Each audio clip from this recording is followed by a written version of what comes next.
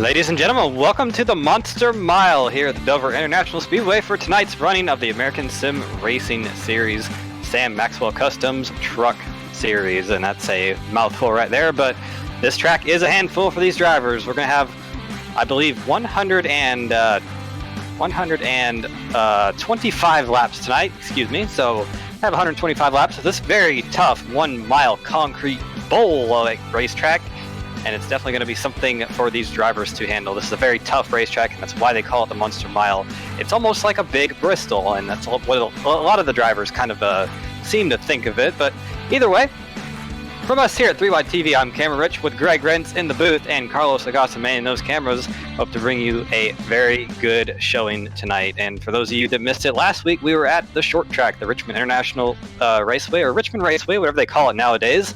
And that was a pretty good race in itself. I do believe that we saw somebody take the win, and I believe it was Jared Mogard. Excuse me, I had to bring up the results there, but it was Jared Mogard taking home the win there in a very exciting race at that little short track.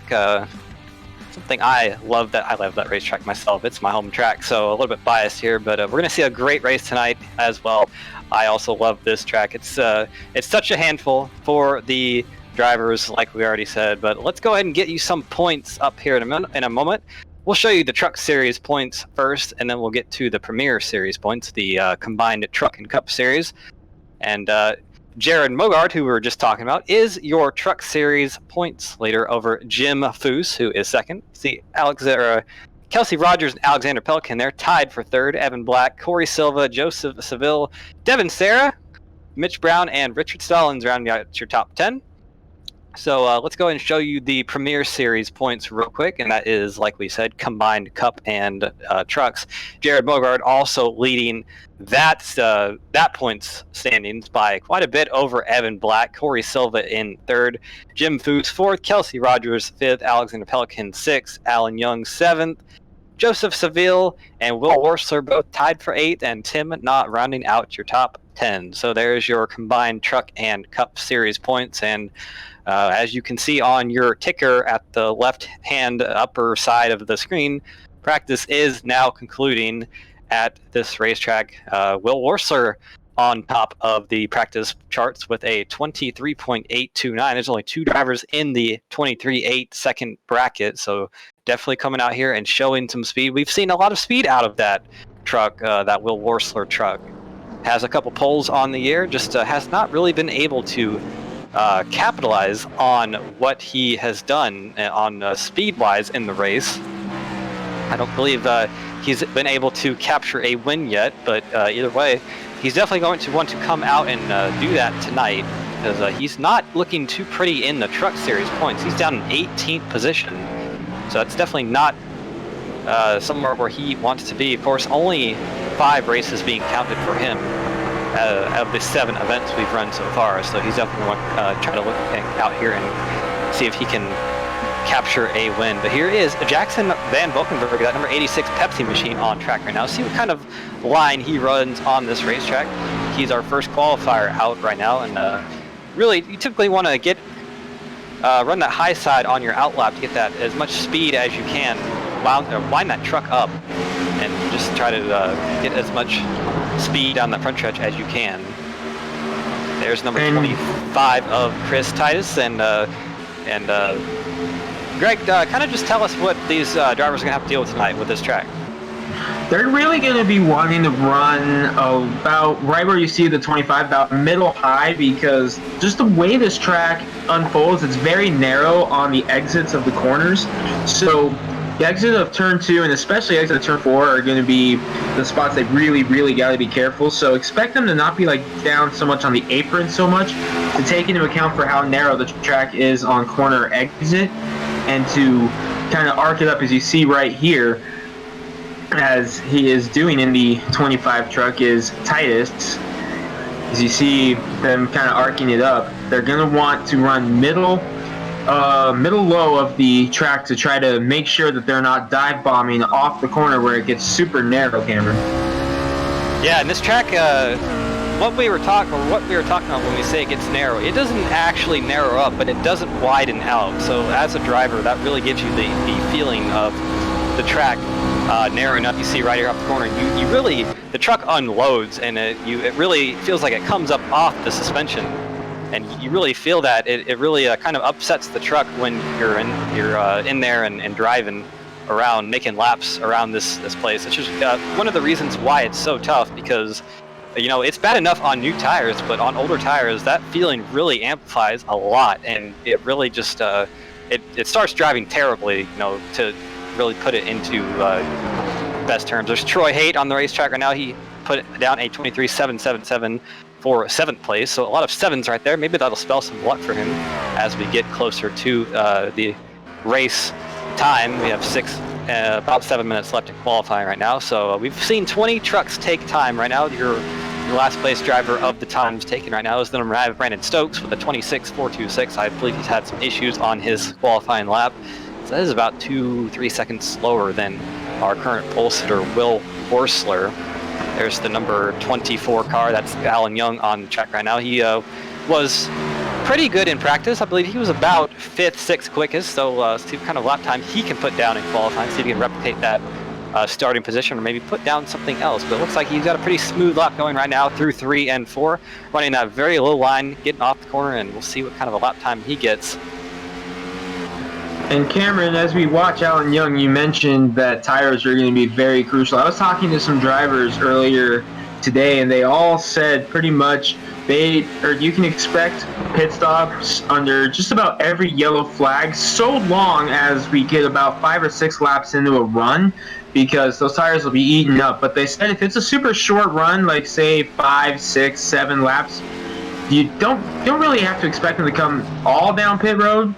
But one thing that they did say is if the leaders pull in, you can expect the entire field to follow. I don't expect to see anybody try to stay out with used tires the later we get into this race. Yeah, absolutely, and that's a good thing to bring up, because one of the, as we see, there's John Jenkins getting in the wall a little bit, so that's going to, those are just, he has already put down his laps, so he's just running laps as extra practice right now. Not a bad strategy at all, and of course no practice is ever bad practice. But to kind of expand on what you said, Greg, that's a good point, because on the restarts here, really, this is one of the toughest tracks to do restarts at, just because you always start in a corner, unless you're really the first row or two. That transition that happens off of turn 4 when you get close to the start-finish line, and the fact that the front stretch and the back stretch are both banked pretty heavily themselves, you really can get a lot of wheel spin. And on older tires, we have seen a lot of times, both in real life and in the sim, big accidents on restarts because the leader spins their tire. I know that happened a few years ago in the Cup Series, where there was about a 20-car wreck because of that. So it's always something in these drivers' minds when, even if somebody doesn't stay out, really on fresh tires, it's still easy to spin your tires on the restart. So if you have somebody at the front with older tires, it really just puts that much more pressure on them to not do that. And to expand a little bit even further on what you just mentioned on the restarts, most of the drivers, they said that restarts, the scariest part of the restarts, like you said, right when they get going. And they said you're pretty much full throttle, wide open, right up until right about there where the 69 truck was just there. John Jenkins, you're pretty much full throttle on restarts till just about turn 3, so anything could go wrong, especially right here. This is where they said that this is the spot on restarts they got to be most careful. From the start-finish line down into turn number 1, that's this area that they were most scared of on restart. And as we're on board with John Jenkins right now, let's take a moment to take a look at that pit lane there. You see it right there on the center of your screen. If we do get green flag pit stops during this race, that pit road is a very, very, very, very tough one to get onto. It's probably one of the hardest to get onto as far as ovals are concerned, just because it's kind of right in the middle of turns 3 and 4. You see it right at the top of your screen right there. You really have to brake and turn while you're in the middle of really have to start slowing down in turn 3, or else you'll lose control and probably stuff your car into those water barrels at the end of the pit wall there. We've seen Matt Kenseth do that in the real world. I think somebody else has as well. I know I've done it in the sim, and it's quite embarrassing, but it's so easy to do that if we get green flag pit stops, and that's really something that can make or break a race at this racetrack. Yeah, drivers were also mentioning that tricky pit road entry. We had a race in our Northwest League earlier this year at Dover, and a lot of our drivers fell victim to that in that race. It was the Northwest Xfinity Series, and a lot of drivers fell into that problem with pit road entry. So this is a very, very tricky track, Cameron, and it's going to be a race of attrition, I believe, and the winner of this race is going to have to show patience. But it looks like Worsler, looks like he's on top of the charts here with just a couple minutes left in qualifying, so his afternoon definitely off to a good start. Looks like we have 22 trucks have taken time. Absolutely. You see, Will Worsler definitely showing that he has a lot of speed here, and the question will be if he can keep that speed for 125 laps. We have seen him be very fast on a lot of occasions, just for whatever reason, whether his driving style or something, he tends to burn his stuff up pretty quickly. But this track is a track that rewards really going after it and really just kind of what I like to call wrestling the car. And that's not to say that you need to abuse your stuff, but really you can wrestle the car while being easy on it as well. I know that doesn't really make sense at first glance, but it is something that you can do. You really just it's something that was it's why Jimmy Johnson was so successful here, because he really has that driving style where it's like smooth, what I like to call smooth chaos, and that is something that really rewards a specific style of driving at this racetrack. So we'll see if Will Worsler can do that.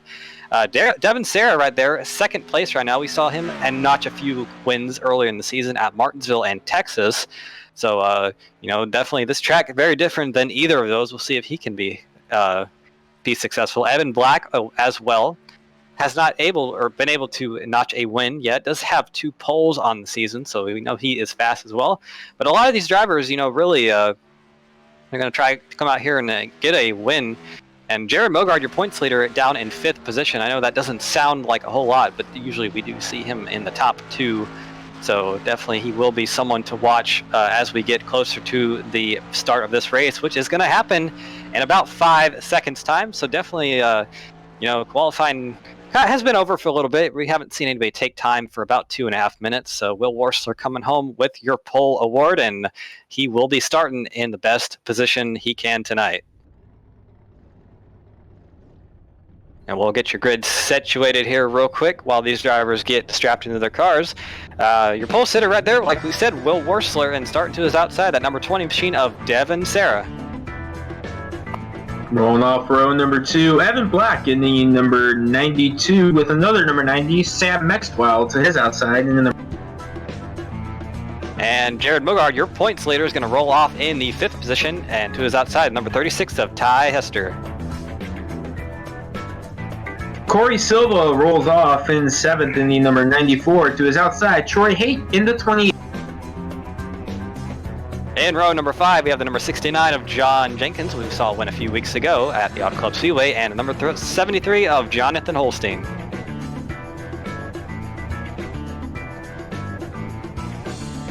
Alexander Pelican in the number 44 rolls off in 11th with Kelsey Rogers in the 35 to his outside. Starting in 13th is the number 31 of Jimmy McKee and the number 24 of Alan Young in 14th.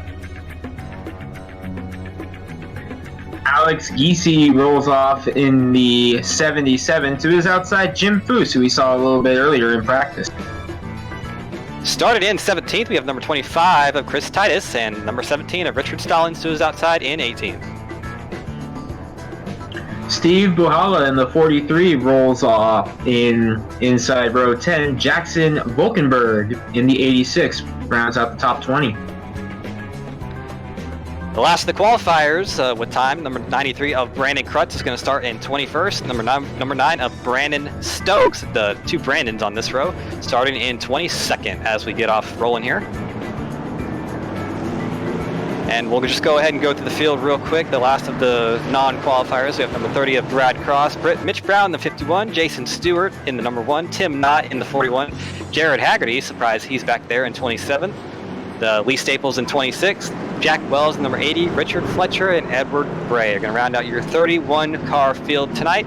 I do believe we have 1 pace lap, so we'll have to get this going pretty quickly here on the back stretch. But Greg, I think this is going to be a fun race to watch. Of course, this track is very tough, like we've been saying all night, and that's going to be the kind of the mantra of tonight's race. It's tough, but it's fun. This is probably one of my favorite tracks on the NASCAR circuit. I'm excited for my first trip here in the sim, and lights are on the pace car. So Cameron, looks like we're going. Yeah, the pace car is off and field in the hands of Will Worsler now. Watch for wheel spin throughout the pack. We'll see when we get going here. All these drivers are going to push that loud pedal, that accelerator, and Will Worsler bringing them down very slowly. Looks like everybody is pretty good. We have a couple stack-ups in the back, but no problems no major problems. And it looks like that number 29 of Will Worsler off to a good start. He has that inside line, that preferred groove. We have 3 wide in the back. Ty Hester going around the outside. Sam Maxwell was able to keep it off the ball, and that's really not something we have. I believe that's number 94, Corey Silva on the apron. He might have had a penalty that we didn't know of for the night, but he is on pit road, and that's definitely going to put him at least 1 lap down, so not the way he wanted to get his night off right now. But Will Worsler leading the field from Devin Serra. Devin Serra looking very racy. He's going to pull down to the inside, going into turn 3, see if he can make the move. But Will Worsler fighting hard on the outside row, see if he can get that momentum off turn number 4. And yes, he does. He holds the lead for now, but I believe that Devin Serra might get him into turn 1 here. He definitely has a preferred groove on the inside, Greg. And the guy who's really liking this is the 00 of Mogart, chilling right back there in 3rd, as he's kind of trying to pick whether he wants to follow Worsler or Serra here in the early going. We go on board the 00 of Mogart. You see him, he's kind of going back and forth between following Worsler and Serra. Now he's got to run on the outside of Serra, so it looks like he decided to make his move on the outside lane. We'll see if it works out for him, but not really sure what the preferred lane here in the early stages of the race would be, Cameron. Yeah, you have to think it would probably be the low line, but definitely we will probably see the groove move up a little bit. That's typically what we see at this racetrack. Very close to the wall there for Mogard, but it didn't hurt his speed at all. He's able to actually clear the 20 of Serra, and we'll see if he pulls down in front. No, he can't. He hasn't quite cleared him yet, but I do think he might have it off turn number 2. So we saw from the back of Worsler's truck that number 00, Jared Mogard, of course, very fast. He's your points leader in the trucks as well as overall in this league, so definitely something that is not very surprising whatsoever, seeing that Mogard machine very fast and very racy at this stage in the race. Yeah, absolutely not. Taking a look at Alex Giese in the 77 going to war, well, we were watching him go to war with Alan Young in the 24 as we take a look right about mid-pack here, as Ed Bray on the outside gets around his man and trying to make his way through the field here early is Ed Bray in the 66 back up front. Mogard has cleared the 20 of Serra and is now setting his sights on Worsler and Cameron. He is right on the back bumper. That 00 car or truck is fast here early. Yeah, he actually got to the inside of Worsler there in turn 3. We didn't quite see it because we were looking at another battle, but not able to clear him just yet. Worsler putting up a hell of a fight right now, and you have to think that that 00 is not going to play nice very long. He's going to want to get that lead, and he's looking right now on the outside a little bit, trying to see if he can get some momentum up there, and I think he has it off of turn 2, see if he can make a move. We're looking at the back of Will Worsler's car right here, or excuse me, it's a truck, and see if he can do anything with it, but Mogard has a good run off turn 4. He's going to pull low, see if he can get some momentum, but not able to do anything just yet. That outside line working pretty well for Worsler off of turn number 4 to keep that 00 at bay. So definitely a lot of good racing here at the front so far. And Serra's not going away in the 20. He's kind of hanging back about 2 truck lengths right now. Oh, we got trouble. Trouble in the back. I think there was a 35 of Kelsey Rogers. We're still wrecking. Ooh, huge wreck. Somebody went flying on the backstretch. I think it's the 86. That's Van Valkenburg. He's upside down. You can see all the underpinnings of that machine right there. I think it started with that 35 of Kelsey Rogers, who's right behind the 86. So we'll see what happened on the replay, but it definitely was something that kind of took a few seconds to really pan out. That number 35 has not gotten going again, so either that truck has killed itself or something, but he has towed it to pit road, so that's very unfortunate for him. See on the replay here, it already happened in front of the 86, so I think the 25 and the 35, that's Titus, and oh my goodness, that 86 went for a ride. Did you see how high he got in the air? That is not something you typically see at this racetrack, but dear, my goodness, that was something to see, Greg. Well, drivers mentioned that the big one was possible. There we see Rogers kind of bouncing off the wall in another truck, and just a chain reaction from there. They mentioned the big one was possible, and not so much a big one truck count-wise, but that was a huge hit, and we had one jet taking off in turn number 3 there, Cam. Yeah, and that's you really want your truck to stay on the ground if possible, but definitely, yeah, you see right there, my goodness, with the gyro cam, that really, I think we might need to go ahead and replace that. But that truck definitely used up pretty well. I think his night is over with, as well as Kelsey Rogers and Chris Titus. Both of those were the 2 trucks that initiated the accident. I believe the 35 of Rogers got to the wall first to start that. But we have, like you said early on, Greg, it looks like everybody's on pit road, and I believe Will Worsler won the battle. So sounds like Wills and Fletcher stayed out, so 2 trucks staying out, and I have to assume that maybe that was just to get some track position, because the entire field is going to be behind them, and yep, just like that, here they come. So probably just stayed out to try to get a lap led perhaps, and now they are pulling in, and we should see the whole field cycle back the way it was. I believe Worsler won the race off pit road. And we have the 51 of Mitch Brown, who stayed out. He was a lap down. I'm not sure why, or excuse me, he was one of them that pitted, I believe. So he's going to get he's going to get his lap back. He's only 1 down, so that's a reason to stay out, definitely, for him to get that lap back. But yeah, I believe everybody else on the track did pit. So definitely tires a premium at this racetrack. Not so much for wear, really. Tires, this surface doesn't wear tires all that much. Of course it does, but it's more just because you kind of just lose grip. And I know that might sound a little bit confusing to some people, but wearing and losing grip are 2 different things, and it kind of, I don't know. I can't really explain it, but it's just kind of how it is. Still under caution here at Dover. 12 laps in the books, and all trucks pitted and accounted for on pit road. So Cameron, 12 laps in, Worsler led all of them, but he was feeling the heat from Jared Mogart at the time of that yellow. Yeah, he definitely was, and you have to wonder if he's going to take this restart easily and let that 00 maybe get out front, maybe use his stuff up a little bit, or he's going to do exactly what he was doing and just go out there, try to get as big of a lead he can, and just drive every lap like it's the last one. Because really, you can do either at this track, and it might work either way. So it will be something definitely to watch out for. But that 00 Mogard, he's going to be starting right on the outside of the 25, and you have to wonder if his mindset as well. Does he want to go out there and try to just pull away, or does he want to kind of like ride behind the 29 and maybe pressure him into a mistake? We'll see. I think it's a little bit too early in this race, especially at this track, to really be making a very aggressive move up towards the front. I think right now the smart move would be kind of just hang back. If you can get a pass, take it, but don't push the envelope just yet. Still a long way to go, and we know how much this track can just take away people's races out of nowhere. So I'm not expecting a whole lot of aggressiveness out of that 20 truck just yet.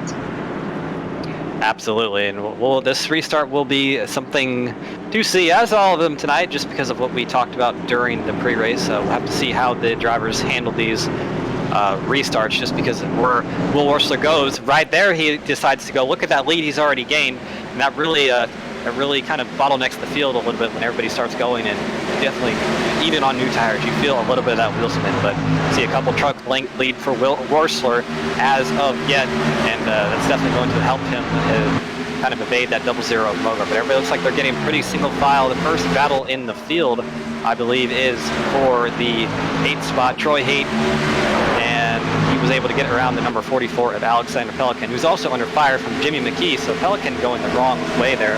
He's stuck on the bottom line. Really, that's kind of where you would expect to be, but he's just not able to get enough grip on that line to kind of ease the pain of him losing spots. He's now under fire from Alan Young. So he's lost about 3 or 4 spots on this run so far, so definitely not the way he's wanting to be going.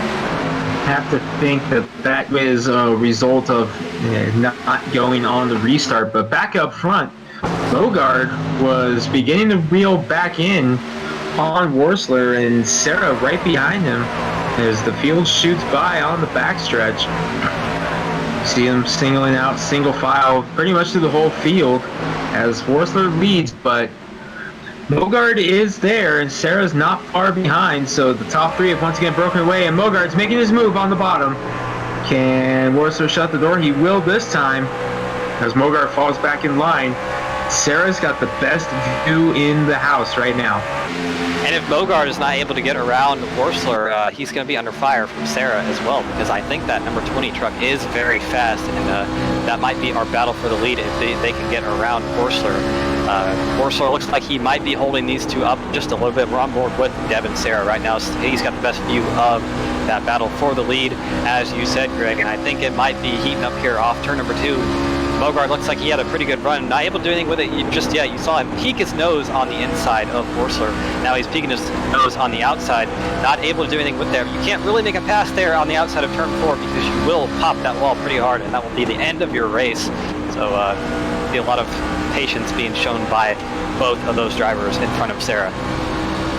Yeah, you can definitely tell Mogart wants to make the move, but he knows that he has to time it right, and so far he just hasn't been able to time it. And as he gets a run on the outside there, but I'm almost thinking, let's see if it happens again. Well, this time he might get the run that he needed. No, he backs out. I'm thinking he's got so much momentum on the run that he's not able to get the run because Worsler's able to shut the door, but Mogart's carrying so much momentum, he almost has to look high just to avoid running into the back of the 29 truck. So I don't think he's looking high by design in the middle of the corners there. I think he's looking high out of necessity, but I think this may be the run he needed because he finally got to the door there. Let's see if Worsler can hold him off. And right there's the move. Mogart pokes his nose out front and he clears him off turn number 2. Wow, Worsler and Sarah get together off turn 2. Yeah, Sarah saw that move from Mogart, and he knew that was his opportunity to strike as well. So Worsler probably not too happy that he lost 2 spots in 1 lap, but he probably just needs to cool it off and just kind of see what those 2 trucks in front of him are doing. We have 1 truck on the move, Ty Hester behind Will Worsler and Evan Black, so he was able to get around John Jenkins, so move him up to the 5th spot. There's Kelsey Rogers, who was in the wreck. We saw him flipped over, so he's well off pace, staying well out of the way, so good on that. But yeah, Mogart showing that he is the man to beat here. Once again, really no surprise. That's the reason why he's leading trucks and the Premier Series point standings. He just has a lot of speed each and every week, but he might be under fire from Devin Sarah here in just a moment because that number 20 truck is very fast in itself. See if he can do something with Mogart. Just not yet. He lost a little bit of time there through 3 and 4. Looks like he might have missed his corner a little bit. Well, we know that Sarah's really fast on the short run considering he started on the front row in the 20, but we haven't really seen a long run yet. We only got 10 laps on that first run. We're sitting at about 10 laps of this run right now. We haven't gotten a very long run, so no one's really gotten to flex their muscle on a super long green flag run yet. As we take a look at some battles going on, here's Foose on the outside of Corey Silva, and Silva, remember, got the early penalty, so Silva's trying to make his way back up through the field, Cam. Yeah, he is making his way back up the field up to the 16th spot, I believe. He did start 7th and got that penalty, so doing a pretty good job of getting through the field. I believe our biggest mover right now of the race is Brandon Stokes in that number 9 car. He's up to 11th from 22nd place starting position, so he's doing a pretty good job in that number 9 machine. A good looking truck right there too, very colorful. It's always nice to see that. But you know, not a lot of side-by-side right now through the field because this track is, just because it's so tough, you really you see the drivers kind of tend to go single file a little bit before they start battling, and your lead at the front between Mogard and Sarah up to about 0.6 of a second right now. So it's really the biggest lead we've seen all race because Will Worsler was not able to get away from anyone while he was out front, and he's riding in the 3rd position, about to be under fire from Ty Hester behind him. I think it's safe to say that Worsler's truck is set up for short run. I think he was banking on the fact that Dover does tend to have more short runs than long runs. And I think Worsler set his truck up to benefit those short runs because we saw how much speed he had in the early stages, but the longer this run has worn on, it seems like he has fallen off more and more as Ty Hester in the 36 is able to really put some pressure on him. Worsler's not giving up though. He's able to put a little bit more gap between himself and Hester, and he's actually starting to close back up on Sarah, so maybe Worsler might have actually been just cooling off his tires and getting ready to try to make a charge here, but up front, Mogard continues to pull away, and he's got lap traffic starting to fill his windshield. And we have a caution on the racetrack somewhere. I don't exactly see what happened just right now. Ooh, there's the 44 of Pelican has had some issues on the backstretch, and that truck is pretty destroyed. So we'll have to look at the replay here and see what happened. Looks like there's the 77 of Giese, I believe that is. Yes. So that was a hard hit for the 44 Pelican. I couldn't see if there was contact. We'll take another look at it. It's Richard Stallings there as well. Not sure if there was contact or if he just lost it. This will be the telltale right here.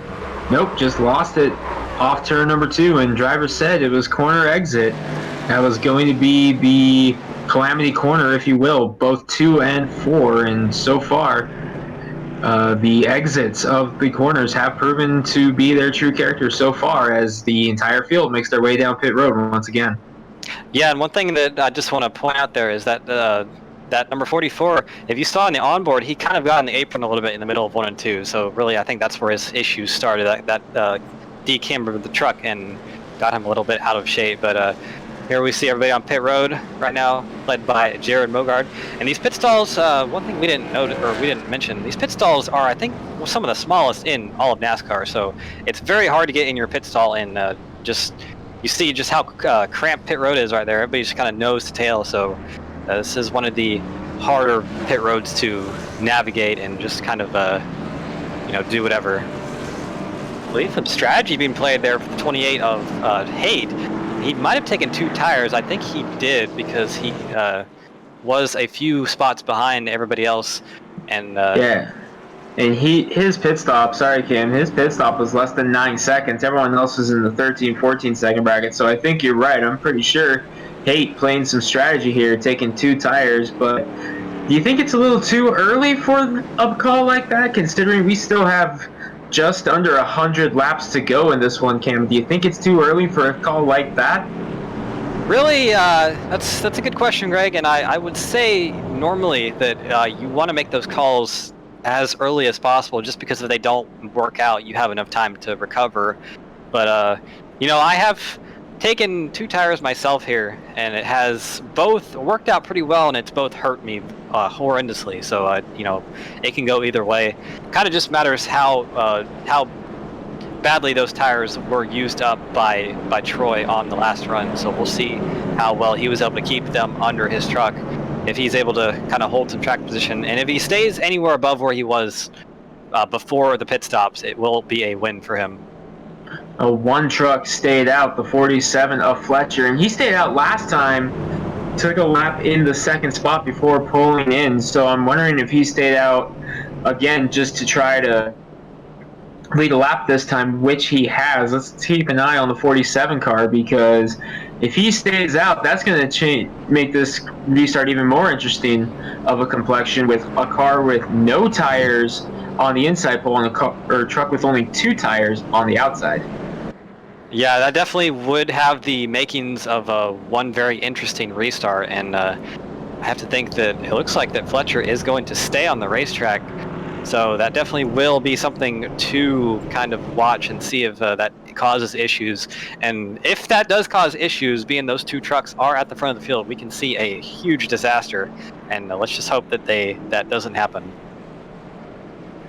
For sure. Lap 33 now underway, and the lights are out on the pace car. So, Cam, we are getting set to see what unfolds here. Fletcher on the inside front row with no fresh tires, Haight with 2. The rest of the field has 4. Yeah, and I got to think that those 2 trucks at the front who have tires, the first 2, which would be Evan Black and who's on the outside, and Mogard on the inside, really they know the situation at hand right now. And I think you see Mogard right there kind of backing off the 47 a little bit, and that's a good thing to do, as well as Evan Black off of Haight. So he knows that number 47 potentially might not get going as good as he will. So definitely a good move to give that 47 a little bit of extra space on this restart. So field coming to green, Fletcher leading the way with Haight second, and then it's Mogard, Black, and Hester, your top 5. And field looks like it gets going pretty well. Fletcher was able to get going pretty well, but Mogard already on his outside, taking no prisoners, taking no time to spare. Fletcher actually had some issues. He's on the apron right now, just kind of letting everybody go, so not what he wanted to do. That call obviously not working out very well as of yet, but definitely for Mogard, he was able to get going very well, and he is way out in front of Ty Hester right now. Your new second place driver was able to get in front of Devin Sarah. Evan Black back to 4th, and Troy Haight falling a little bit back. He's down to 5th place, but if he's able to hold, Will Worsler in trouble in 1. Got very loose, but was able to keep his truck straight.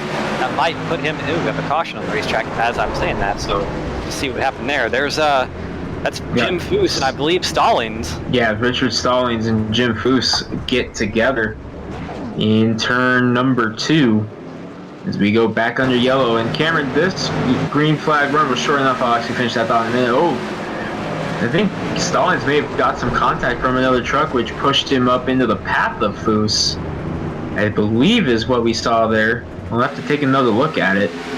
Yeah, it definitely looked like that 17 was out of shape before Foose ever got to him.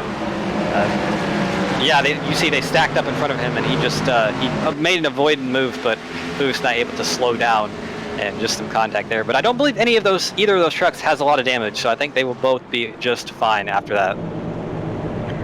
Yeah, I'm not too concerned about those 2 trucks. They didn't look too damaged. But what I was getting ready to say, that was such a short green flag run. I think that was a short enough run that we won't see anybody come down pit road. We might see a couple of guys deep in the field, but I expect to see most of the leaders stay out. Yeah, and I think they're listening to you, Greg, because the first truck to come on pit road is that number 30 of Brad Cross. He was running in 14th, followed by Mitch Brown as well. He was able to make his way back up to 15th after being 1 lap down. See a couple of other trucks there behind. There's Stallings and Foose who were involved in the accident, as well as Alex Giese behind them. So yeah, all these trucks were quite well back in the pack, and there's we have one driver getting their lap back, Jared Haggerty, who I believe had some issues under green flag on the first run. He's going to come around the field and get 1 lap back. A little bit of damage on the front of that truck, so probably not fully up to speed. Actually, a lot of damage on that truck, excuse me. For a splitter, not really straight anymore, and really none of the fenders are, but he is going to be on the lead lap nonetheless.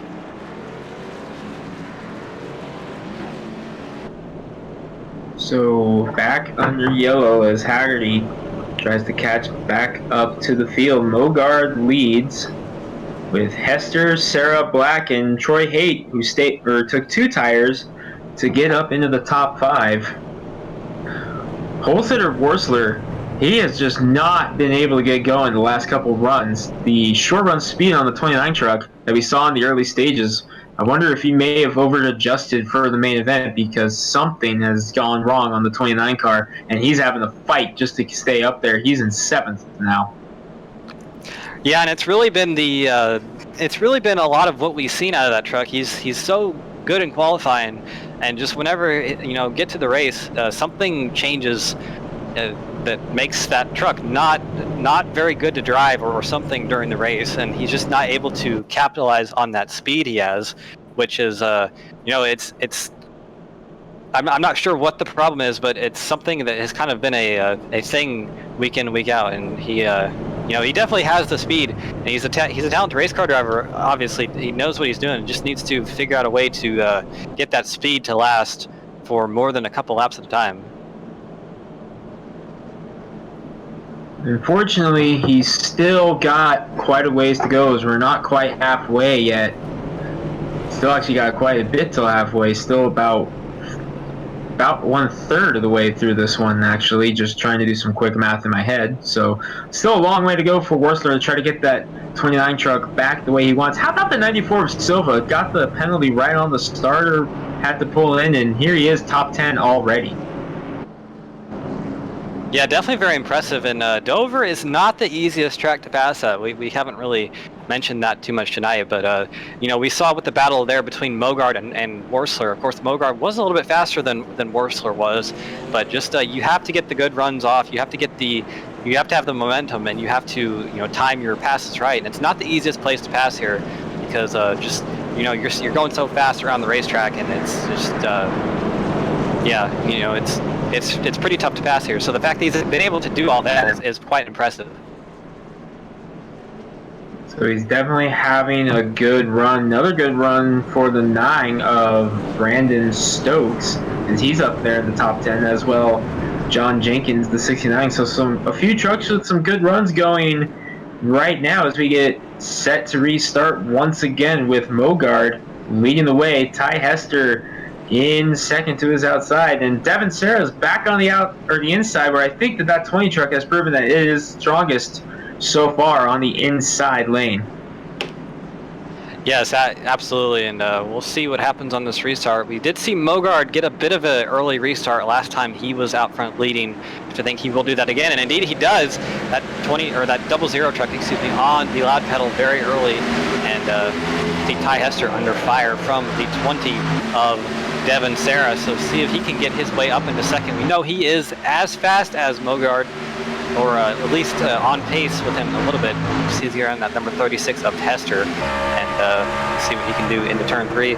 Here we're on board with Evan Black, and he has the best view of this battle right now, but Ty Hester doing a good job pulling around the outside. Actually kind of just drove past Serra and was able to keep that position pretty easily. Side-by-side battle here. You see Alan Young on the outside, deep in the field. He falls inside now, so he gets lined back up as the field kind of snakes its way through. That's sitting right around the 10th spot. The 24 of Young trying to get things going, trying to get it past McKee, who takes a stab at the inside of Jenkins there. Jenkins on the inside of... or Jenkins on the outside, I should say, of McKee, as McKee was taking the stab. Battle for second breaks out between Serra and Hester. Oh, we have some contact in 4. A little bit behind this, it was between Brandon Stokes and Will Wurzler. Will Wurzler cut down on the 9 car and almost got turned himself, so the bleeding continues for that 29. He's back to 7th, about to lose 8th from Brandon Stokes, but not able to keep his truck going straight, and that was the important thing, but definitely not going the direction he wants to go. Devin Serra gets around Ty Hester, so move him up to second place, see if he can run down that number 00. That's Jared Mogart. He's about a second ahead of, or a second down the road, and the work is cut out for Devin Serra as right now. Boy, that 00 just has amazing speed right now. He's just so hooked up around this 1 mile Dover Oval, already opening up a huge lead over Devin Serra just a couple of laps into this run. Serra, though, he has a couple wins in this series this year, so don't count him out just yet, but It's definitely hard to go against that 00 right now. Just the pure amount of speed that he's carrying right now in that 00 truck. And we have a hornet's nest back here. You see on your screen right now, that's Brandon Stokes, Will Worcester, Corey Silva, all going at it. And we've seen some of these trucks almost wreck on occasion. They really are getting close to each other. Will Worcester almost got in the wall there, and Corey Silva had to make a bit of an evasive move, but everybody keeps going straight. That number 31 of Jimmy McKee, who you see at the back of the train, got way out of shape a few laps ago and almost spun down on the front stretch, but was able to keep it going, and he's gotten his momentum back and caught back up to the back of this pack. But all these drivers, that's about the 6th place back to about 12 to 13. And remember that 28 truck, the first truck on the outside there, that's the truck that took 2 tires on the previous caution, and the field trying to make their way past. All these trucks took 4 tires on that same pit stop. The 28 only took 2, so not surprised that finally starting to bite him. I think he got lucky with the caution coming out when he did on that run, but he needed one more short run like that to ensue another pit stop to really make that pay off for him. And I think now he's falling victim, and it's going to be a long day ahead for the 28 the rest of the way. Yeah, he definitely is. Ooh, number 9 of Brandon Stokes. He went way up the racetrack. I'm not sure there was contact, but really, that's not where you are running at. I think the 98 got loose off of turn number 2, and Stokes kind of checked up to avoid it. We saw Maxwell get loose off turn 4 there as well, but I think right there is the 98 got loose, and that forced Stokes to try to make a move to avoid running into him, and he had to chase it up the hill. That cost him the spot to Silva. Silva's able to get around Maxwell as well. Stokes has been able to settle it back down as Worcester comes to the bottom, and they almost touched there. Jenkins and Stokes did a great job to keep it off of each other there, and Stokes did an equally great job to keep it off the walls. So the number 9 of Stokes having some problems right now, and none of them really of his own doing. He's kind of just falling into a spot where he has to just react, and it's costing him position. Yeah, and this is something that kind of is why this track reminds me of old Bristol, a bigger version of it, because you see that 9 just stuck on the outside. He can't do anything about that. He needs to get to the bottom, but he can't, because all of those trucks are on the bottom of him, and they are in a line. He's currently under fire from that 69 of John Jenkins, and he can't get around the 98 because he's running in his line. So it's really like how we say when the bleeding starts, it really doesn't stop. 9 in the wall hard. Yeah, he just caught the wall as we were Big trouble. That's the 69 John Jenkins. They made contact off turn 4, and the 69 of John Jenkins got pitched up on his side, I believe. They're still wrecking. There's Richard Stallings having some issues there. Pace car driving through the 69, but we'll see what happened here. But that was a pretty big wreck. You saw it was started by the 9 getting in the wall. John Jenkins looks like he tried to kind of pull back up into his line, but it wasn't clear, and really, not sure what he was thinking there. But either way, pitch him up on his side. It almost looked like another one of those reaction moves. We had seen the 9 of Stokes have to do that a couple times. I'm wondering if Jenkins saw him in the wall and kind of shot to the inside to try to avoid catching him off of turn number 4, and just as his reaction was to move back up, came up right in the path of Stokes. Take one more look at it and see. Oh no, Jenkins got loose right there. Yeah, and actually from that view and from the last onboard we saw of the 9, I don't believe the 69 came up as much as I thought he was originally, so I have to apologize to him about that. The number 9 came down the track just a little bit, of course had to get off the wall, so you can't blame him for that, but just a racing deal there. Really just a unfortunate thing that happened that is going to probably take at least, I think it's going to really hamper that 69's day, because that is a lot of damage on that truck right now. Field in pit road, so this may work out in the favor of the 28 truck, because those couple trucks that were caught up in that last yellow were in front of him. So if the 28 takes 4 tires, he may have found himself in a much better position, still outside the top 10 for now, but the 28 truck may have just bought himself a much better finish. We have a battle off pit road between the 00, the 36, and the 20. It was won by Mogard in the 00, but I believe Ty Hester was able to pip the 20 at the line. You see the rest of the trucks come off pit road here. A very tight pit road, and can't speed till after that green cone there, that line, that's your end of the pit road speed line. So all these drivers have to keep below pit road speed there, 40 miles an hour. And Jared Mogart going to be the leader on this restart, as he was the last couple.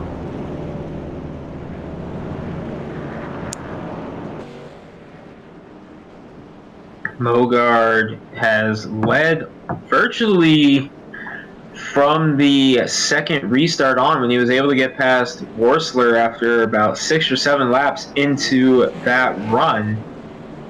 He's held the lead since then. He's fended off challenges from both Hester and Sarah, and now he's going to have to do it again. Evan Black and Sam Maxwell round out the top 5. Worsler back up to 6, so the 29 of Worsler beginning to creep his way back up, but we'll see if Will can get back in there or not. Yeah, and there is a little bit of damage on the back of that 29. Of course, I don't believe it's going to hurt him whatsoever. Rear end aerodynamics not so much important here, but definitely he has been run into the back of from someone. There's quite a few trucks in this field with rear end damage. So I believe we have seen a lot of contact under green during this race. So you know, it's not a short track, but it sure is kind of racing like one for some of these drivers. This track, again, like you've mentioned a couple times tonight, so similar to the old Bristol. Those tracks were pretty much brothers for a while before the Bristol repaves occurred. A lot of drivers brought the same truck and car to Bristol that they would Dover, just because of the sheer similarities in driving style and racing surface, obviously just bigger size. But this track still retains much of that character, but Bristol is not so much like that anymore, so Dover's really kind of become a one-of-a-kind track now. Yeah, absolutely, and really, they were brothers too before they were concrete. Both of these tracks were asphalt. They both were repaved to concrete around the same time period, so similarities are quite uncanny. But pace car lights are off here, and we're going to set to go green here in just a moment, about 35 seconds or so. The pacing time from where they are now. So see what Ty Hester can do. I believe this is the furthest up front he's been all day into the second position. See if he can make a move at Mogart in that 00. See if he can get up there and challenge for the lead. Devin Sarah, of course, has shown a lot of speed all day. Not able to really fight Mogart too much, but of course we don't know if he's been saving some stuff or not. And that number 92 of Evan Black, he's been right where he is about all race in that 4th position. Started 3rd, might be just taking it easy. So definitely this will be one restart that we'll have to see what happens. We know Mogart's going to go early. He's been doing that all day. Probably going to be getting going about right now, and indeed he does. Yes, so he's on the loud pedal. Ty Hester not able to get going as well as Mogart. That's the big advantage you have as the leader of the race, and Devin Sarah going to look under that number 36 to get back to 2nd place, and I believe he might have played the pit strategy there to start exactly right there, because that is where you want to be. And we definitely do see that every now and again. So battle for 2nd, and it's gone right there. Devin Sarah takes it into turn 3. I think Devin Sarah has a better truck than Ty Hester on the short run, as we've seen that on the restart multiple times now. The 20 able to get back around the 36 on the restart, so I think the 20 truck has better short run speed than the 36. But no one really has shown anything so far for the 00 of Mogart. But Sarah pulling away from Hester and not letting Mogart get away from him this time. So maybe Sarah hasn't shown his full hand just yet. Yeah, a couple trucks behind that. We have a battle for the about 7th position, I believe, between Evan Black and Alan Young, as well as number 31 of Jimmy McKee. All of these trucks battling for that position, and have a couple behind them. Back up here at the front with Ty Hester, seeing what he can do with that 20 in front of him. Not able to do anything just yet. Oh, Jared Mogart got very close to the wall off turn 4 there, so we know he's driving hard. No surprise out of the 00 of Mogart, as he has really been one of the strongest trucks, not just today, but he's been one of the strongest trucks all season long. So can't say I'm surprised to see him here about 1 lap away from halfway and up on the wheel the way he is. But Sarah is definitely not letting him get away. As a matter of fact, he is closing on Mogart. I think Mogart's about to have his first true challenge for the lead here. Yeah, last lap, Sarah was about 2/10 quicker than Mogard. I'm not sure if Mogard was slowed down by that almost wall contact we saw or not, but definitely that 20 is very fast. We know he's very fast. Might have been just waiting to show his hand until right now. We're about to be halfway in this race in just a few laps, so it's going by pretty quickly. Of course, green laps do go by pretty quickly here in about 23 seconds, plus or minus a second or two. So really, if we do go green, this race will be over in quite a short amount of time. As Sarah continues to put the pressure on, and now he's beginning to peak low. So now Devin Sarah is kind of searching for grip and searching for a line that's quicker around Mogard. So the 20 truck, he must feel that he has a truck now that's capable of getting around the 00. And here's his move to the inside. Mogard shuts the door, almost a mirror image to Mogard putting the pressure on Worsler earlier in this race. Yeah, he's definitely showing his nose, showing some strength right now, and probably just trying to fill Mogard's mirrors. That's a thing we do on the road course side of things. You kind of just drive around, try to fill their mirrors, make a mistake. And here comes Sarah. He's got a good run off turn 2. Gonna drive it in there into 3, see if he can do something with it, but I don't believe he can just yet. Mogard very strong in that outside line. Very impressive to see that, and you got to think that number 36 of Ty Hester, he sees what's happening in front of him. He's going to love what's going on. Devin Sarah just not able to do anything with Mogard just yet. He doesn't have that sheer run, that dive bomb run that we see that you need to have. And Mogard doing a great job of holding him off at this stage in the race. I think Mogard's better through the center and off the corner, but we've seen the 20 car really strong on entry of the corner truck, I should say. Let's see here what happens as Sarah again puts pressure on. But right here is where I think the 00 is just a bit stronger. But that time Sarah was able to make it stick. So Devin Sarah looks like he may have figured it out. I think he's going to be able to get a good run here, but Mogard's not going away yet. Yeah, and the thing that is hurting Devin Sarah a little bit is he can't get the run off the corner because that 00 is there. He really can't get the gas as hard as he wants to, and you need to use all of the racetrack up on the exit of the corner. I think it might happen right here. Yes, he clears him. So move Devin Sarah to the lead. He's been able to get around that 00 and clear him once and for all. So we'll see if he can pull away, or maybe if Mogard will hound him like Sarah hounded him just a few laps ago. Well, Mogard was thinking about a crossover, but thought better of it because I think he looked in the mirror and saw that the 36 of Ty Hester had closed the gap. So he once again have a 3-truck breakaway at the front of the field. And Worsler back up there into the 4th spot with Corey Silva in 5th, another guy who's had to make a charge through. So don't look now because those 4th and 5th place trucks may make a move as Worsler got loose. The 36 got loose as well, but Worsler way loose off of turn number 4 there. Great save by the 29 to not only keep it off everything, but not lose the spot either. Yeah, and off turn number 2 there, you saw that the 94 got a little bit close to the wall, so it was able to help him hold the spot there.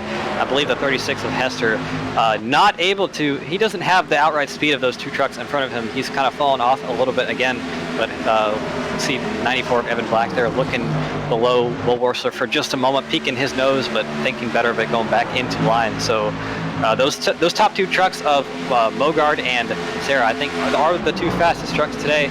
And Ty Hester, not to discredit him at all, doesn't have the outright speed, but he is right there in case those 2 trucks make a mistake or something. And I think that's Hester's big game plan right now as the battle breaks out behind him for the 4th spot.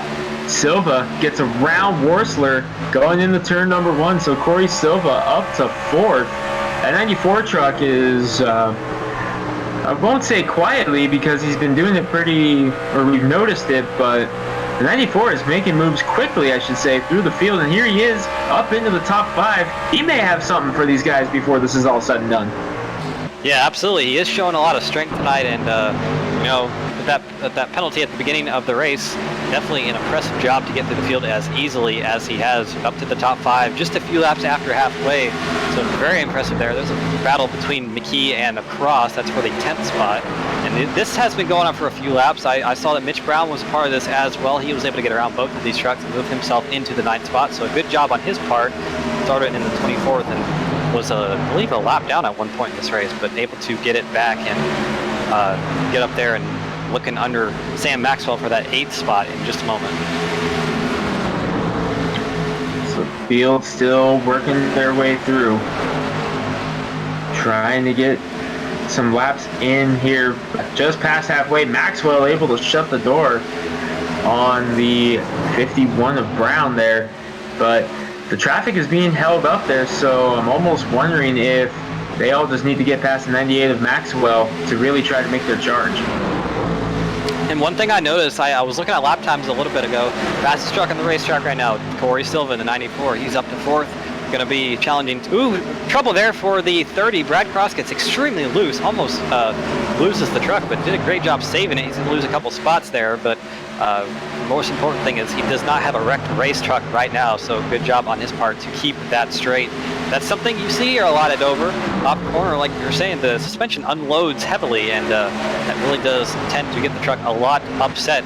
And usually the upsetness here is getting loose just because of that transition. So good job on him, on his part, for saving that. It's like everybody is kind of gotten their stuff in order. There's Troy Haight, who we saw take 2 tires a few cautions ago. It didn't exactly work out for him, but he's up to the 12th spot again. Looking under Jimmy McKee for 11th. Not able to do anything just yet, and actually McKee clears him. So that battle has started well and over with. I believe we might have a battle for 3rd up here brewing pretty heavily. The 94 has caught the 36 of Ty Hester, and really all over him. And a battle for the lead up there also.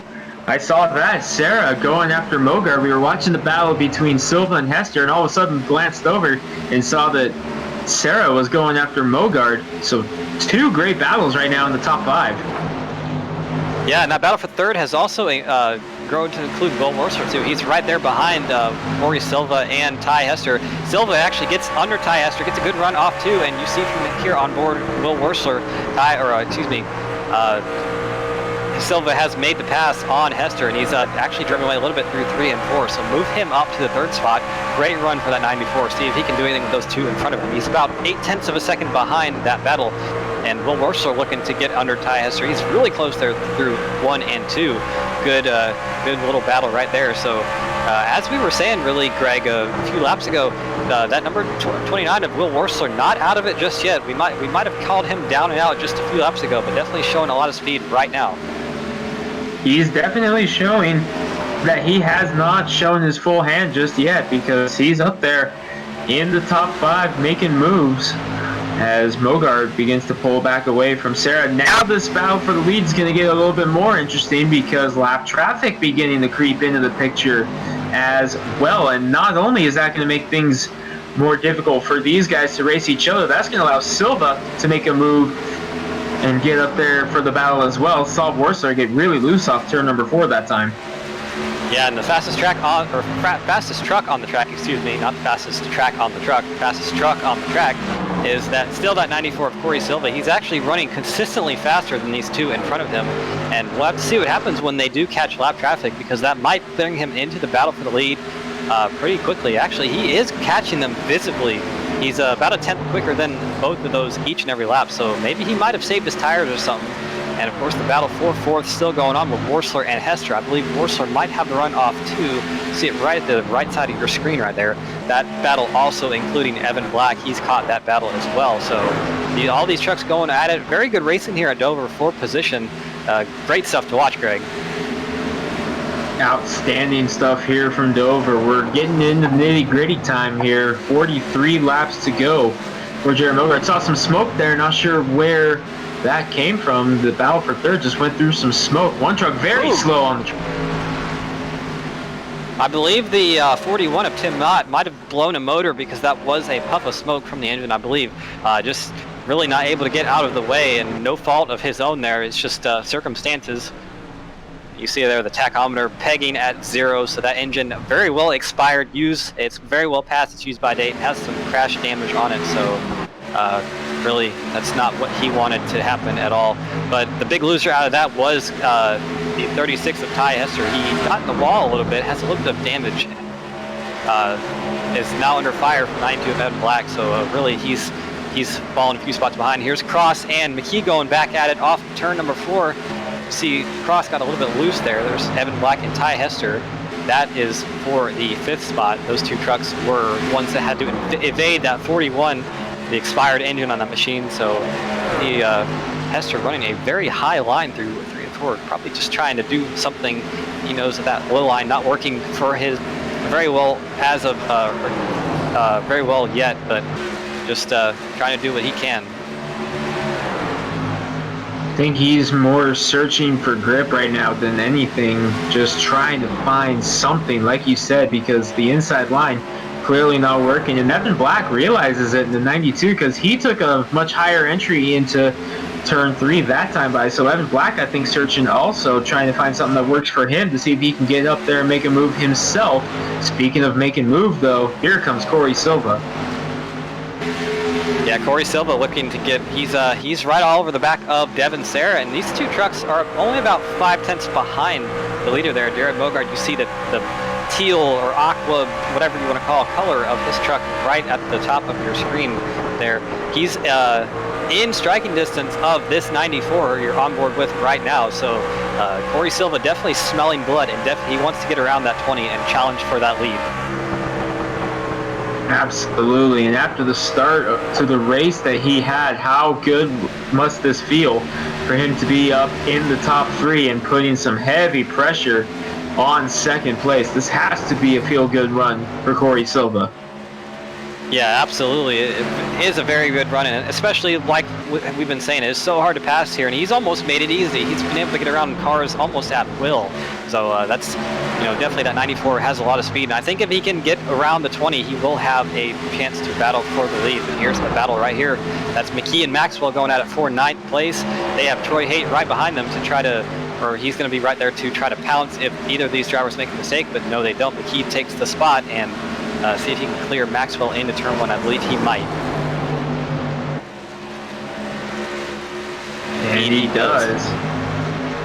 Maxwell's truck, he's just been going the wrong way all day long. The longer the run gets, the more and more the handle goes away on the 98 of Sam Maxwell, as Troy Haight now comes to the inside of him. So the 98 truck definitely not set up the way Maxwell would have wanted to on the long run. I think he was banking on short runs, which we mentioned at the top of the broadcast were probably going to be the norm, but this race has really been mostly long runs, a couple short runs here and there, but this race has mostly been green flag.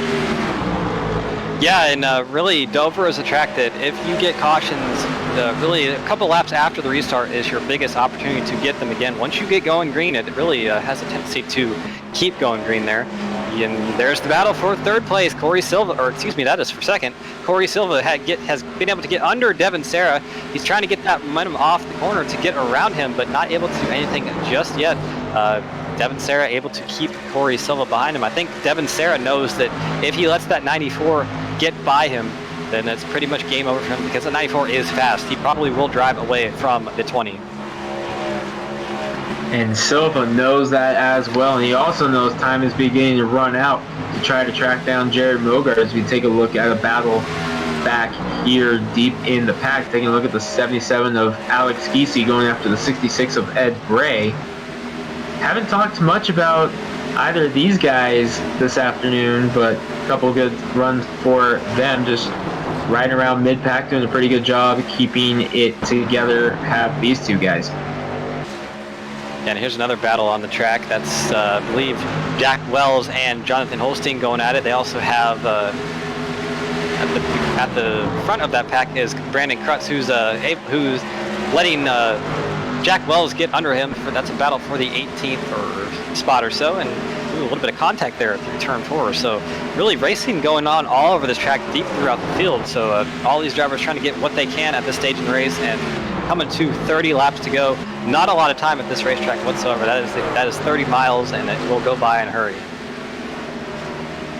Laps winding down as McKee got really loose there off of turn number 2. Troy Haight finally able to clear Sam Maxwell and make his move, as the laps, like you mentioned, Cam, are winding down. As you see, here's what we talked about. Once these trucks really get spread out at this racetrack, it's pretty easy to fall into a rhythm and really click some laps off, because these guys, they're proving it right now.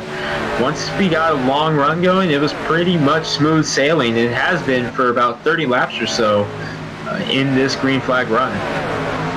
And one thing I noticed, if we go back to the front a little bit, that number 20, Devin Serra, has reeled in Mogard just a little bit. I think he, you got to think he might have been saving his stuff even while being hounded from the back by Corey Silva. So that might have been why he was so into the wall there a little bit, throwing some sparks. But I don't believe it hurt the truck too much. But definitely, he is driving that truck for all it's worth now. And even with the 94 hounding him a few laps ago, I think he might have been just holding back a little bit because he wants to go at that 00 in front of him. But how much did that hit to the wall the previous lap actually do to the 20 of Devin Serra? It doesn't look like it slowed him down at all for the time being. But we'll see as it goes on. Caution. Not sure what happened on the Mitch Brown going around. On the front stretch, looks like another one in turn number 4. Take a look at what happened. Oh, some contact maybe? I definitely think there was some contact there with the 26, was that? Believe that was the 26 of Lee Staples. Let's take one more look. Yes. So there you see them going into 3 and 4. Staples gets a good run, and oh yeah, no doubt. Yeah, and really... that was just Lee Staples had every right to be there on that part of the racetrack, and Mitch Brown had every right to run that line. He did, so that was just unfortunate circumstance that it kind of led to 2 trucks making contact. Not a lot of damage for Mitch Brown, though. I don't believe he made actually a little bit of damage there. But Lee Staples was a couple laps down, so maybe not the best move there to be racing a lead lap truck like that. So either way, a little bit of damage for that 51 of Mitch Brown. I don't think it's going to hurt him far too much. We have seen some other trucks have a little bit more damage in this race, but everybody on pit road now. Of course, that was the longest run of the night. So we'll see everybody come down and get 4 tires, most likely, and re-rack the field and get them going again. Yeah, I was just getting ready to ask you, do you still think it's a little early for 2 tires, or right about now, do you think guys are going to start thinking about it?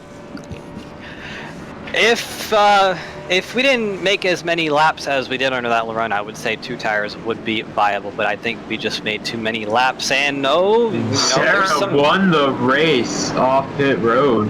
Yeah, that's Devin Serra. That's a development right there. So Devin Serra doing what he needed to do, got a good pit stop. That crew doing work, and they were able to get him out of the pits in front of Mogard. So, wow.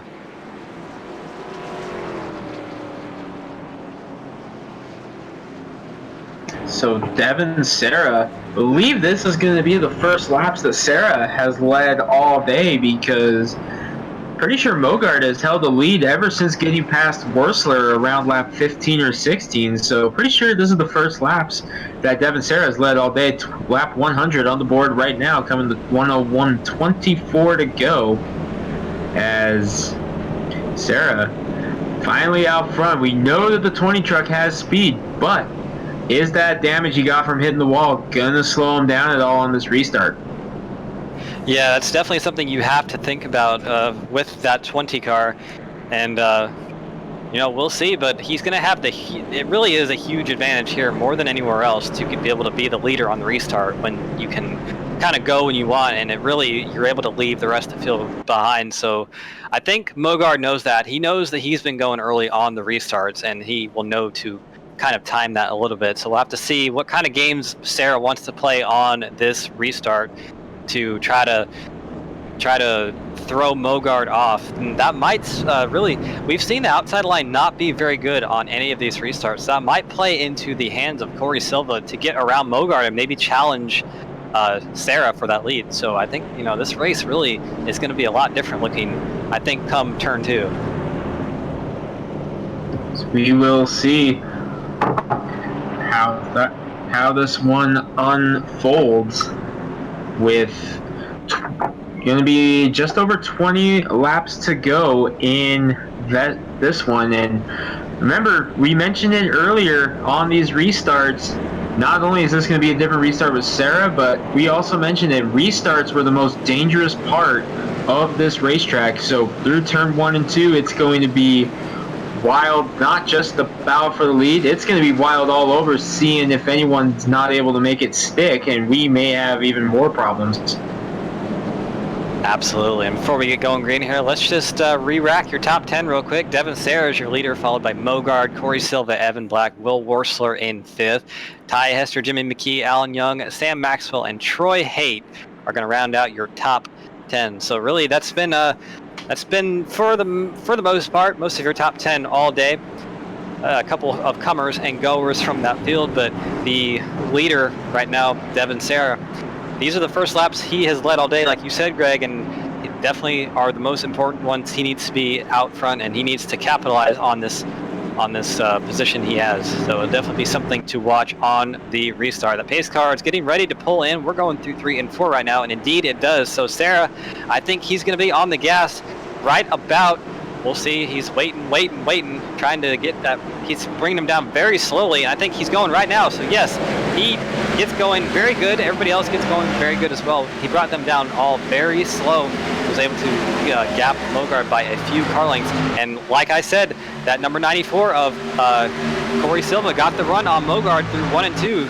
We'll see if he can clear him, because that would pretty much seal Mogard's fate for this race, I would have to think, if Corey Silva is able to get around him. And indeed, he's not. Ooh, just a little bit of contact there through 3 and 4. That shoved Mogard out of the way. He can't be happy about that, because now he's under fire from Will Worsler as well as the other trucks around him. So that little hornet's nest right there, Will Worsler and Mogard going at it, and that was able to give Corey Silva that position. And Devin Sarah has actually extended his lead to about 7/10 of a second already, so he is looking good at this stage of the race, Greg.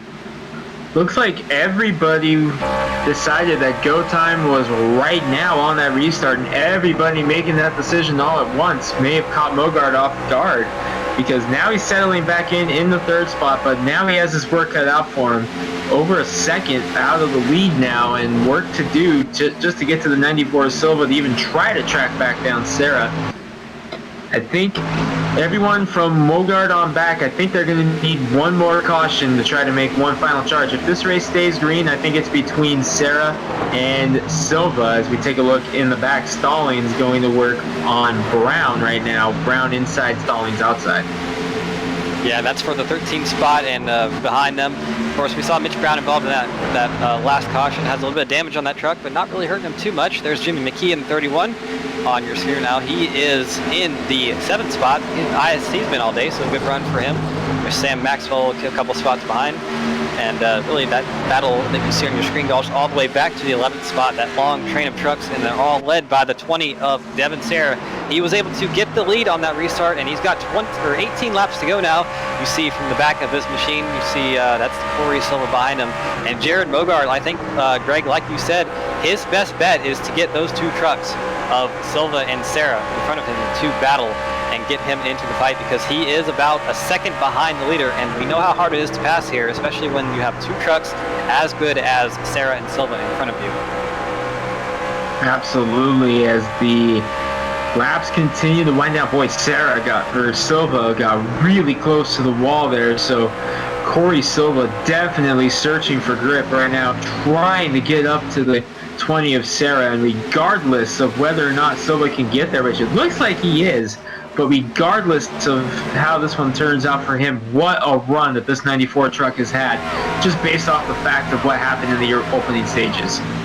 Yeah, and that 94 truck is a little bit quicker than the 20, and that 00 is a little bit quicker than both of them. So this will be a very good fight to the end, I have to think, if they can all keep it straight, keep it off the wall, because of course your fastest truck being at the back of that line is kind of the makings for a fantastic finish, and I think we might see that here today. There's the battle between Evan Black and McKee for 6th place. Black has it, McKee wants it, not able to do anything just yet, and there's Ty Hester right in front of them. He's in the 5th spot. Doing a good job for him. He's been pretty consistent all race up there in the top 5. Not really able to get much higher than, or he was up in 2nd for a little bit in this race, but not able to do anything with the lead. And there's Brad Cross and Jason Stewart going at it for 15th spot, a few cars back from what we were looking at. There's kind of a hornet's nest in front of them. Back in the front, Corey Silva is only 3/10 behind Devin Sarah, and Mogard about further 5/10 behind Silva. So this is a very good fight for the end. 13 laps to go. And Greg, if you're Corey Silva, what do you do in this spot? If I'm Corey Silva right now, I'm going to school. I'm watching as closely as I possibly can. What is Devin Serra doing differently than me, and what do I have to do differently to get up there and catch him? Because time is running out. I only have about 3 or 4 more laps I feel comfortable studying him before I wanted to make my move. But it looks like Silva may have already made up his mind what he wants to do, because you can see he's closing. Oh, but he got the wall. Let's see if he... It doesn't seem to have affected him. He's so strong on entry, but if you're Corey Silva, you only have about a lap and a half more that you really want to study. After that, it's go time from here. Absolutely. Now he's in that realm of what we would call the aero push. He's behind that 20, and he's in all that dirty air, so he's going to have a bit of a tougher time getting that truck to turn, getting that truck to cut in the corner than he did before, and that might be a reason why we saw him on the wall. Now these two are negotiating the lap traffic of Jared Haggerty. He stays well out of the way, and he's not going to hurt either of them. So definitely, Silva lost a little bit of time there, just not from the lap truck, but just because he can't get to the throttle. He can't get that truck turned like he did before, and you know, he's gonna have to just do something different. He wants to win this race. Silva knows he's got to make his move very soon, because catching's one thing, passing's another. And at this track, with the way this race has gone, we've seen so many times throughout the course of this race, truck able to get to the bumper of a truck, but not able to make a move, especially for the lead. So Silva knows his time is now with just 8 laps to go. Silva's time is running out very, very quickly, but he's not going away. He's making moves, and you can't really factor the hit to the wall for Silva in, because the 20 of Serra caught the wall pretty much identically, so both those trucks pretty much with identical spots to damage. And one thing I see that the 94 is doing, he is searching around the racetrack for some grip. He's running a little bit higher every now and again to try to get that truck to turn a little bit. We're going to go on board with him real quick, see what he does here in the turns 3 and 4 end of the speedway. And he is running a little bit higher than he was before. And I think that he's kind of seeing what the 20 is doing. He knows it's working for him. And but he's going to look in his mirror right now, because Jared Bogart has reeled him in a little bit since he lost the time from Devin Serra. So Serra looking very good right now. He's got about a half a second lead on Silva, and we just have to see if he can do anything with him in these next 5 laps.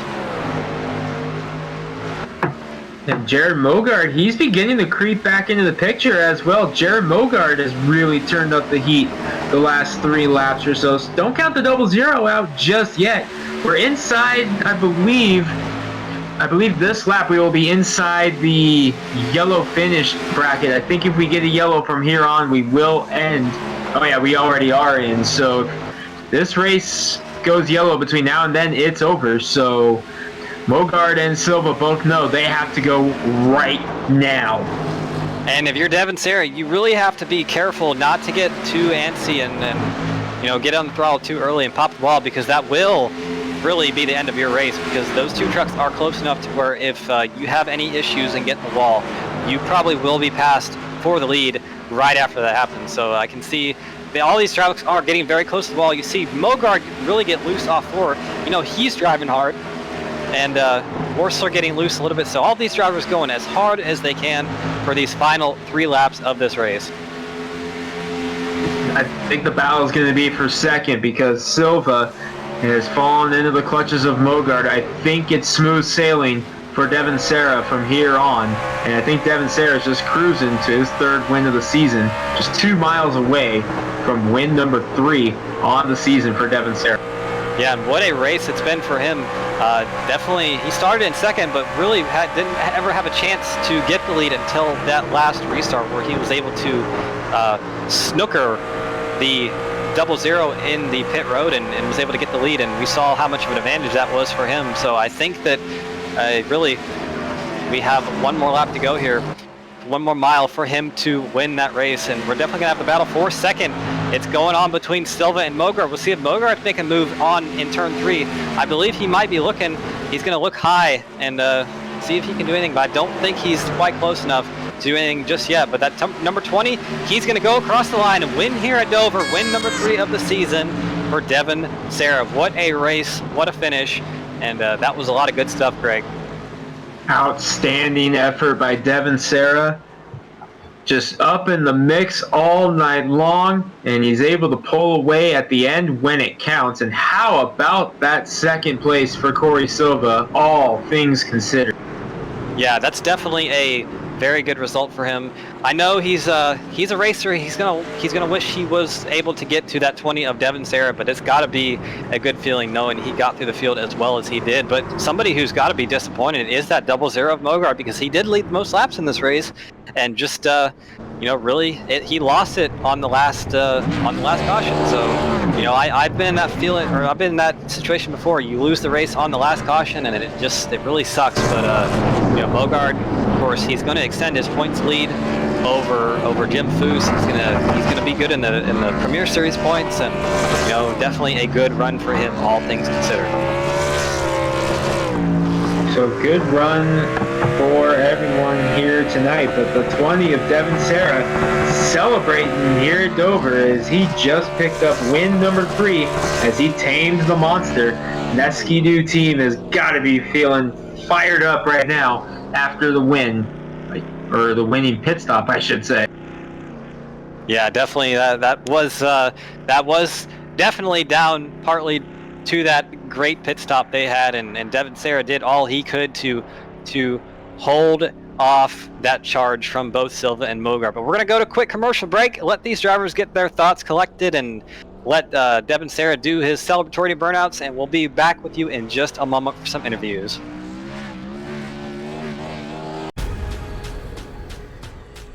The most realistic online racing sim ever made. This is iRacing. Detailed laser scan tracks, fully dynamic real world cars, and over 50 series to choose from. 6 online world championships offering over $100,000 in annual prizes. This is the original esport racing game. This is iRacing.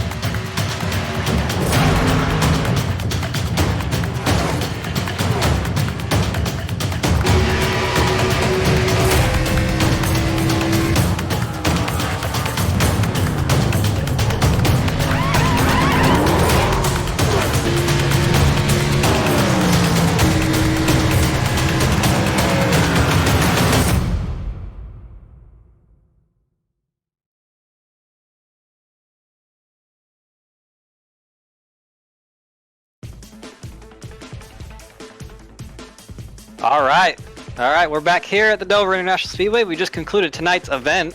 Devin Sayre coming home with the win, but we believe that Greg Rentz has caught up with our third place finisher, Mr. Jared Mogard, and take it away. Yeah, Jared Mogard, Greg Rentz, 3YTV, got a copy? Yeah, we got me. Hey Jared, great run for you all night long, but just fell victim on late pit stop and just a battle with Silva at the end. Talk to us, I should say, about that battle with Silva there at the end.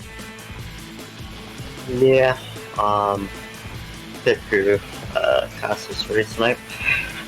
I don't know, just short run to the end there. I thought we were a little bit better than that on a short run, but everyone goes wide open and don't really have to save tires or anything like that. So just we were top three were pretty even there. I kind of figured out a little bit higher line last 5 laps or whatever, and got to Silva, but just wasn't close enough to do anything with him.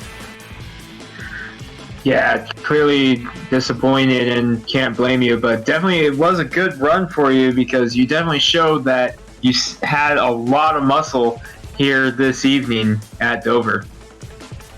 Yeah, yeah, it was a fun race. The truck was a little loose, a little crazy to handle a little bit there if you were too aggressive with your tires. So you really had to manage your tires and be smart and manage the battle. So like I said, it was a good point day. We were able to handle our truck this week, unlike last week, and had a good point day out of it, I guess. Well, definitely was another solid outing for you, and I know you do want to give some shout-outs, so who do you want to thank on the... Yeah, I gotta thank High by Power Computers, TDS Internet, Twitchy Race Reports, and Splash and Go Graphics for the awesome paint scheme, and everybody at MOSRN. Just same thing as always, just on to next week, keep plugging away. Try to get back to winning ways like we're accustomed. All right, well, good luck the rest of the way, and we'll let you go get ready for your next... Yeah, thank you guys, appreciate it. And that was third place, Jared Mogard. And Cam, I believe you've caught up with second place, who just had one heck of a run, Corey Silva. And indeed, I do. Yeah, you can definitely say that again. Corey Silva, this is Cameron Rich in the booth. You got a copy? Yeah, I got you. All right, man. Well, I want you to tell me about that run you had, because that was one hell of a race for you. You pulled into the pits there on the first few laps of the race and kind of just raised hell throughout the rest of it and had to fight your way back up. Yeah, we had our issues that didn't go our way at Richmond, so I had to take the penalty here today, and I practiced that pit stop because I wanted to try to stay one lap down. I knew if I went 2 laps down it'd be over, but I stayed 1 lap down, got a quick lucky dog, and then we had to go from 30th up front and had a couple really good long runs, but I never got a clean shot to battle with the leaders on a long run, and I wish I had that opportunity, but to come home second after that, I mean, way more than I expected going into it. Yeah, you say you never had a clean shot to battle with the leaders. Is there something that you would have maybe done differently, either at any point in the race, to try to, do that? It's just the circumstances. By the time I got to the front, there just wasn't enough laps left, and we had that 50, 60 lap green flag run, whatever it was. I wish I had that, but being in the top 5 where I could have just showed my long run pace with Mogard and Sarah. But at the end, I just had a short run to the end, and I knew I wasn't a short run truck. I gave everything I had. He kind of figured out something that I had working, and then once he had that, I just kind of try to hold off for second. All right. Well, that's you talked about your issues at Richmond, came home at Dover, and got a good second place out of it. Next week we go to we have already been to Richmond. We go to Kansas, a bit different than either of those tracks I just mentioned. How are you looking forward to that place? I wish it was Richmond. Kansas, it's going to be, I like to call high, wide, and handsome. We're going to be right up against the fence, dive bombs, slide jobs to the inside. Unless the physics have changed, that's what I'm expecting. So it's going to be all about track position. So we're going to have to really work on our Q runs and just see what we can get. All right, man. Well, Thank you so much for talking to us, and congrats on your second place run. Before we let you go, give you a chance to give some shout outs if you want to. You guys for doing a good broadcast, Jim for the league, and Primetime Racing TV, and a new shout out to a new driver on our team this week, Will Worsler, had a good run tonight, so he's on PTR now, so shout out to him for a good run for his first race. All right, Corey, well, thank you again for talking with us, and we hope to talk to you again next week, bud. All right. Peace. That was your second place finisher, Mr. Corey Silva, and I believe that Greg has once again caught up with the winner, Devin Serra. Yeah, Devin Serra, Greg Rents, 3Y TV, got a copy? Yes, sir. Hey, man, congratulations on the win, and you just showed that patience prevails. You kind of hung up there in the top 3 all day long, and when the chips were down, it was go time, and you pulled it off perfectly, winning the race off pit road and set sail from...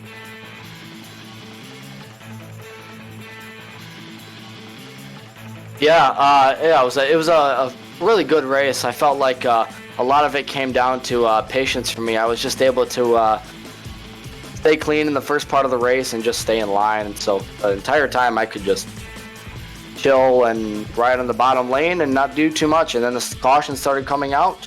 I was just trying to be as patient as I could there so I could stay with the leaders and eventually learn a thing or two. I was kind of learning track as the race went on. I was able in practice to pick up a few things that helped me out at the end there, but to be able to stay in the top 3 all day pretty much and have that pit stop at the end, it was great. That was an awesome deal to kind of not pull away, but stay in front there at the end. Yeah, and you did a great job fighting through that all day long. And tell us about that battle with Mogard, because you were right up there with him all day long. You felt the heat from Silva for a bit, but the battle with Mogard really, I think, was the telltale of the race this afternoon. Is you guys battled it out for a majority of the race. Just walk us through your setup on the eventual move. Like, talk us through setting up the eventual race-winning move on pit road, I guess you could say. But tell us about the battle and what you did to try to prepare to make that move. Yeah, I was just trying to follow Mogard's line best I could. I was trying to get my car to hook on the bottom because close to the apron there, I was able to get my car really off the corner. Not sort of a diamond, but sort of get the hook off the corner by backing off a bit before the exit, and I was able to just gas it up off the corner, and I was able to do that and slowly make time to Mogard. And I was able to eventually get to his inside, and we battled there for a couple laps. And I was able to make the inside work pretty well side by side, and I was able to get by him. But all race, I kind of was hoping I'd be able to somehow get to the outside, but the inside ended up working for me. So I was just trying to pick off each lap and stay patient the entire time, and it worked out there. And me and Mogard were going back and forth. I mean, he had a lot of speed tonight, and so did guys like Corey Silva.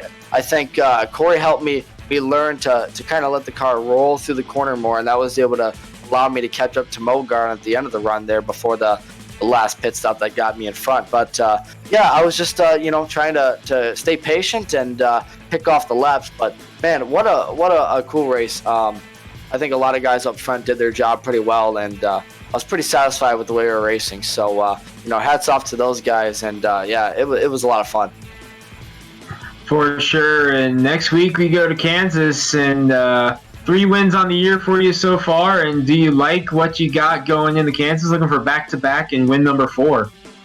Oh yeah, definitely. I think this number 20 Ski-Doo Super Sled Online Chevy Silverado is pretty fast at the mile and a half track. So I think Kansas is one of the better tracks where I can hook the high side pretty well, at least in the other cars, and I think the trucks can still do that too. So I'm very excited for Kansas. I think it's going to be a very good race for us, but I'm just enjoying this win right now here at Dover. I've always run good here, but to come out on top finally here, it's really special. I want to thank, of course, Super Sled Online, the Snowmobile Racing Youth Group, Ski-Doo, my teammates Pete and Robbie Baskins, Danny Rogers, all the Baskins Knockback Motorsports guys, and all the people watching at home that were cheering me on. So it was a great race for us, and we're going to look forward to the next one. But cool to get the win here at Dover. All right, we'll let you go celebrate the win. Devin Serra, 3 wins on the year, and he likes his chances going into the Kansas. Devin, congratulations. We'll see you next week. Yeah, thanks, guys. All right, that wraps it up here at the Dover International Speedway. Cameron, let's take a look at the race. Yep, our top 10 on the board right now. Devin Serra coming home with the winner. Corey Silva just a little bit short. Jared Mogard led most laps tonight, but coming home in third. War Sawyer pole sitter coming home fourth. Ty Esther, a solid run in fifth. Evan Black ran about there all race, coming home sixth. Jimmy McKee, good run in seventh. Alan Young coming home eighth.